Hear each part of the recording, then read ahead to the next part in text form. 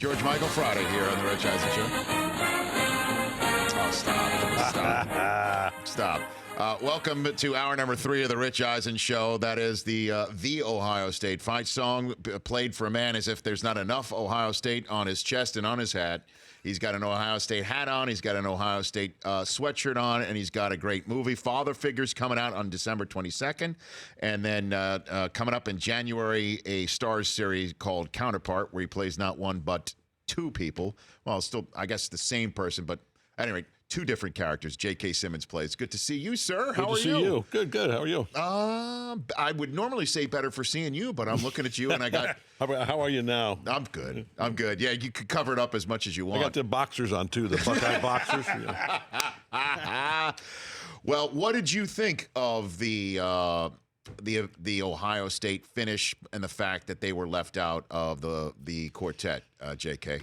Well, disappointed, but honestly, if we'd have showed up against Iowa, there wouldn't have been a debate. So, you leave it up to the committee. The committee makes the choice they make. And last year, maybe we didn't really deserve to be there. It's hard to complain. And I'm really, really excited about the Cotton Bowl. Yeah, that's going to be a great game. It is. And a lot of people even looking at running back the national championship for a third time in a national semifinal between Alabama and Clemson, and obviously Georgia and Oklahoma playing out here in the Rose Bowl, having a de facto Rose Bowl set up in Texas.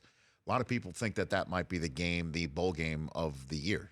I think it could be, yeah. So and then watching this team and JT Barrett, have at it. Watching him go down and still you winning the big game. What did that mean to you, J.K. Simmons? By the big game, which game are you referring to? Stop now. It's all cyclical. It's cyclical. Yes, but I have to enjoy. Listen, I lived through John Cooper, Right. And us going in as a favorite every year and you guys spanking us. And, it was. So how, again, I know I ask you this question every time, but I have to. J.K. Simmons, Academy Award winner here on the Rich Eisen Show. How does one be a Tiger fan and an Ohio State fan? How does that happen? It's just pure geography. I was born in here. In the Old English D in Detroit. And my dad was a public school teacher there. And then when I was 10 years old, he got a job as a college teacher at the Ohio State University. Okay. And I'm not going to stop rooting for the Tigers when I moved to Columbus. I'm not going to root for the Columbus Clippers. They were certainly if you're the AAA team of the Yankees. I think they were the Yankees, at the time then. Yeah. All my new pals there were either Reds fans or Indians fans, and I clung to my Tiger fandom, and shortly after was rewarded in 1968 when I was 13, and had what I used to call the greatest World Series of all time, but it's a little tough after the Cubs-Indian series, out of which... And then this year's too. Too. What was it like watching Verlander win it? It was... that was a head bob and a sigh right there. It was painful. It was... when the trade happened, 1 second before midnight on the... I was really in shock. I felt like my girlfriend had broken up with me or something, and I thought, well, I can't root for him somewhere else. I know him. We've hung out a little bit. He's a great guy, but I said I can't. How can I root for him wearing the lone star on his hat? But then the first time I watched, I was like, go JV! I know. Yay! Right? Well, certainly when he was doing it against the Yankees, I'm sure that was of course that didn't hurt. That helped too, because that was awesome. Obviously, I'm a New Yorker and a Yankee fan, but just watching Verlander in this day and age of where pitchers leave after 5 1/3 because some manager has the numbers about third time through the order, lefty against righty. Especially in the postseason, they leave after 2 1/3. Right, and that we saw that for the Dodgers, actually, I think in Game 2 against the Astros. Just seeing somebody saying, here it is, hit it in the 9th inning. Right. You just don't see that much. No, it was like segue. Yes. A Jack Morris throwback. I appreciate you doing the segues for me, but it really was like a Jack Morris performance. No, just refreshing to see. Yeah, he's old school. So when it was all said and done, you were happy for Verlander, is what you're saying. Yes, reluctantly happy for. Pull that out and listen, there's a lot of ex-Tigers I can be happy for the next few years because it's been I mean I'll be rooting for the Mud Hens in who will be playing in Detroit while Justin Upton and Ian Kinsler are playing out here. And, well, the Mud Hens are technically the old the team of the childhood team of both Harbaugh and Urban Meyer, correct? Weren't they born in the same hospital? There, I believe that's right true. There on the border of that state up north, as you would like to say. Yeah. Where apparently there's a new highway sign there on Route 23 as you're crossing into Michigan that says, one of the green signs with the white lettering, that says, "Welcome to Michigan, property of Urban Meyer." Stop. It does not say that. It used to say property of Jim Tressel. They just thrust it out. Yeah. Oh my gosh. And what do you think of Morris finally getting through to immortality, Cooperstown immortality? Richly deserved both of. I mean, he and Trammell, and Trammell's a guy that because he was just so steady and the Wizard of Oz, of course, is deservedly, obviously a Hall of Famer, but. You put Trammell's numbers up against his. Even defensively, he wasn't flashy, but he was so steady. I mean, both those guys, it's richly deserved. Yeah, I mean, don't you think though, Trammell, certainly with his glove, Whitaker should go in too, just because of that, or is that just too much homerism right there? Well, no such thing as too much homerism. Says a man with an Ohio State hat and sweatshirt on right now. I almost wore the Tigers cap to, honestly, when J.K. Simmons here on the Rich Eisen show, I saw you walk in, and I saw you, and I literally cursed at you. You did. Your response was priceless. I think I did mention a certain lady and then an effer after it as well. I did say that, but you were holding a hat. I thought it would be a Tiger hat, and then you walk out here, it says it's Ohio State. But no, Lou Whitaker and Trammell together. That's the combination from back in the day. And seeing Gibson out here as well sometimes for with the Dodgers doing what they're doing. What was it like those '80s Tigers for you to go through that after you said that the '68 World Series was the last one? JK? Yeah. Wow. I mean, it was crazy. 35-5 to start the year. Morris throws that no-hitter early on in his second start, maybe in April, and then the rest of the year was just like, okay. Then we lost. Then we were 35-6. It was like, oh, can we hang on? Can we hang on and win the pennant? And then I was actually on tour.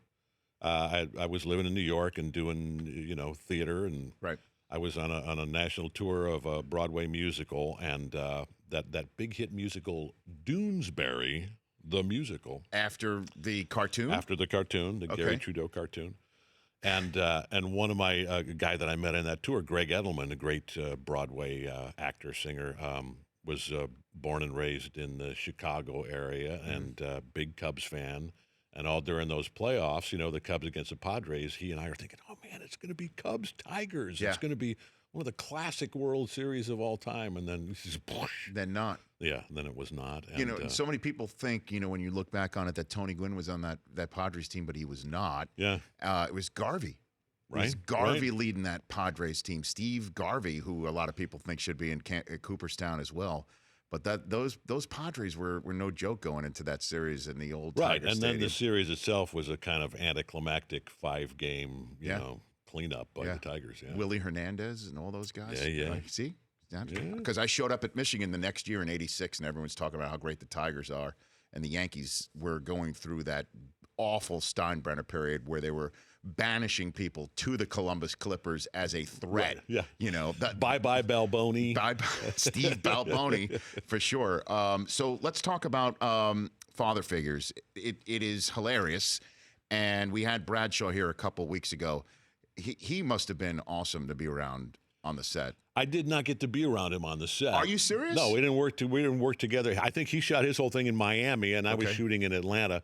But I did get to hang out with him earlier this week. Actually met for the first time doing some other press things, and he's just an awesome guy. We had a great time. Right. And he's really, really good in the movie. I mean, his whole sequence is there's not a false beat in there. He's, where he doesn't really mind playing somewhat against type in a way. Yeah, you know. Yeah. And when he was here, we talked about his stint and Smokey and the Bandit 2 from back in the day. Another Cannonball Run. Yeah. Cannonball Run. Now, Father, he's had a lot of spent years in acting school since then to get to the point where he's as good as he is in Terry Father Bradshaw Figures. and Father Figures. Funny looking movie. All of it. The commercials are fantastic. You see on Monday Night Football. Counterpart on Stars debuts next January. This has a sort of Twilight Zone feel to it. Would you agree with that assessment? Oh, there you go. Sure. Yeah, I'll take that. So describe what Counterpart is and what attracted you to that role. Well, JK. it's the Twilight Zone comparison works because it's smart and it's mysterious and there's a little bit of a we hesitate to use the word sci-fi, but a kind of a metaphysical aspect to it. At its heart, it's a spy thriller, really, and they sent me the script a few years ago when I was kind of the flavor of the month, and I was getting a lot of offers, and I actually fell in love with the character and the script before we got to the big reveal, which audiences are all going to know before. It's not going to surprise anybody that there's actually two versions of this character that I play. Although interestingly, both of them are bald. How about that? Yeah. Because can't you put it in your contract? No, that I was like, version, maybe one of them has like this flowing mane of blonde hair. Hey, look, if Brian Urlacher could suddenly have the lid on top, right? Why can't J.K. Simmons? Yeah, they didn't go for it. I'm with you on that. And that debuts on Stars on January 21st of next year. Thank you for coming in, brother. I really appreciate that. Thank you for being here. And good luck against USC.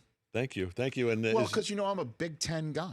I am too, honestly. I am a Big Ten. So hold on a minute. If Michigan was going against USC, you'd be rooting for Michigan. Absolutely. I root for Michigan every week of the year except one. Okay. Yeah, and then they are not there. Then they're just that team up north. Really? No, hold on a second. Michigan takes on Michigan State. You choose the side of Michigan? Yeah. Because I want our butt kicking to be that much more painful. I want you to be undefeated and ranked number one. Okay. Every year in the middle of November. See, because I'm kind of the opposite. I've got a 9 and a 6 and a 4 at home, and the fact that my 9-year-old looked at me the other day when Michigan State played Ohio State and says, "Dad, who should we be rooting for?" I just wanted to hug him. Yeah. It's really more who should we be rooting against. I know, but it's just like, I don't know, because there's no such thing as a tie. Right. You got to go to 19 overtime. You used to be able to root for that. Yes. That's true. Which I miss, actually. You do not miss the ties. I do miss the ties in football. I think football should have tie games. Now, look. Last year, except in the playoffs. Between our schools, when you didn't get a first down on fourth down, that was a great game because it went into overtime for the first time. You didn't. You wanted that game to end in a tie. Yeah, well, in this era, that's what you do. But right. I think it would have been awesome to have ended in a tie. Is that right? And by the way, for the there radio, was one tie during the Woody Bow era. Yeah, the 10-year war. Yeah. I do have to mention for the radio audience that when I mentioned that you did not get first down and fourth down, you did throw your head back and roll your eyes at me. Thank you. Because those on the radio might think that you did not make any sort of movement. There was just a gasp. Such an aggressive maneuver on my part. Certainly, since you're one of my favorite guests coming on. Thanks for coming in here, J.K., bud. All right, welcome back to the Rich Eisen Show. I'm a glutton for punishment, and that's not the reason why J.K. Simmons is still here. Yes, it is. But okay, so with your Ohio State hat and your Ohio State sweatshirt. And boxers. And your boxers, which I will just have to take your word for. Show you later. Okay, very good. The Academy Award-winning actor J.K. Simmons still here. You're clutching a Rich Eisen Show card. Why are you doing this was given to me by your crack staff, specifically Liz from your crack staff. Okay, this is a problem because she's a huge Buckeye person. Oh, really? Yes. I did not know that. Okay, so Liz Whale handed you this card. What is on there, J.K.? Well, every year the Fandom 250 seeks to rank the best fan bases in the world, and this covers It's very, very sports, movies, TV, et cetera, et cetera. For example, I only have the top 10 in front of me, not the top 250. Okay. Number 9 is the Pittsburgh Steelers. Well, they like waving the towels. They have a lot of fans. Okay. Number 7 is Beyonce. Oh, so these are not just sporting. No, it's very eclectic. It's Number 6 is Netflix. How does Netflix beat out Beyonce with all due respect? I don't know. I mean, okay. Number 5, Conor McGregor. I'll just keep going. Number 4, Star Wars. Oh, jeez. Right, so it's very. Star Wars beats out Netflix, which beats out Beyonce. Okay, so you're matriculating your way up the chart here. I am indeed. Number 3, Dwayne The Rock Johnson. Very popular, man. Absolutely. Have you ever worked with The Rock? I have not worked with The Rock. Okay. I would love to. He's hilarious. He is. I mean, agree with you. I think he's really, really fun. Let's not distract ourselves from the main I'm point. I'm trying my best. We're building the tension. Number 2, Game of Thrones. Oh. Wow, I'm a big Game of Thrones fan. And don't tell me number 1 is not. Why would I not? Number 1, do you want to read it? No, I don't. Number 1 is the Ohio State Buckeyes. Come on. The number 1 fan base Who are these people? in the universe known to man. Wow. 10 is Taylor Swift. 8 is Alabama Crimson Tide. Yeah, let's think about that for a second. Number 8 is Alabama. Number 1. Come the Ohio on. State University. Come on. It's a slightly better red. So Scarlet. Fandoms, like what is the metric of fandom? It's clearly a scientifically Yeah, of course. proven fact Ohio State that University the Ohio State Tribune. University has the best fan base in the world. We travel well. We'll see you in Dallas. Game of Thrones, The Rock, Star Wars. Star Wars is slightly below the Ohio State University. Star Wars, which is going to make $2 billion. I was about to say, I think it's already made it during the time you read this list. Oh, my gosh. Yeah.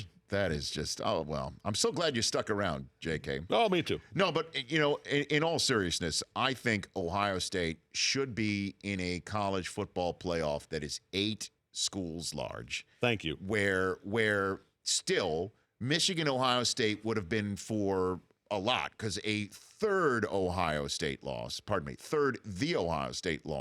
would have knocked you out of that 8. Oh, absolutely. Would have knocked you out of the 8. Yeah. Because you can't get into an 8 with 3 losses, essentially. And that you make teams 5 through 8 visit the teams that are 1 through 4. So Ohio State still could be 4, not because, and you don't have the danger of having them play Clemson. Therefore, the horseshoe's open for business for Nick Saban to come visit. And that's a beautiful point, too, because as a Big Ten guy, every time we're in a bowl game, it's a road game. And often for our opponent, it's a virtual home game. I mean, you don't have bowl games in the Big House or the Shoe. Well, I'll tell you this right now. Wisconsin fans are hearing you right now saying, you bet.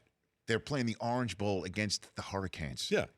I mean, it literally is a Miami Hurricanes home game against Wisconsin. Yeah, absolutely. And when the Big Ten comes out here for the Rose Bowl, we're playing against, historically UCLA, Right. USC, wherever, yeah. Somebody who's just traveling down. Right. And then, I think, too, like the 8th seed, I would have loved to have seen Central Florida take on Clemson, even if they got their asses beaten. It still would have me tuning into something. No, I like think that. UCF fans have a legitimate grievance about the play. I mean, who's the only undefeated team in It's them. Not a ping. See, look at us agreeing on college football. Isn't it cute? A couple of Big Ten guys just whining. Okay, now get your Ohio State underwear out of this chair. All right, bye-bye. J.K. Simmons. Again, check out Father Figures in theaters near you on December 22nd, and then Counterpart on January 21st on Stars. Good to see you, sir. You too. For more Rich Eisen Show, tune to Audience Channel 239 on DirecTV or download the Rich Eisen Show app.